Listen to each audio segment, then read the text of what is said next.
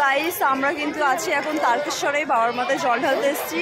আর আজকে আমাদের রান্না হবে এখানে কি কি সেটা তোমাদের সাথে শেয়ার করবো। আর আজকে এখানে কি কি হবে সেগুলো তোমাদের সাথে শেয়ার করছি, তোমরা দেখতে থাকো।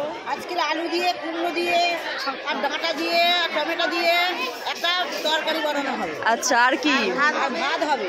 আচ্ছা, মিঠে মিঠে বলে দাও। ভেন্ডি ভাতে হবে, আর টমেটো ভাতে, আলু ভাতে, বাহ, একটা মাখানো হবে। খুব সুন্দর। আর এখানে কাকিমা কাটাকুটি করছে। কাকিমাটা কি কাটছো? ও আচ্ছা, দিদি পটল। বাহ, দেখি কেমন কাটছো। এই তো বাহ, খুব সুন্দর হচ্ছে তো, আপনার কাটাটা খুব সুন্দর। না না না দিদি, তোমাদের জল ঢালা হয়ে গেছে? হ্যাঁ, হয়ে গেছে।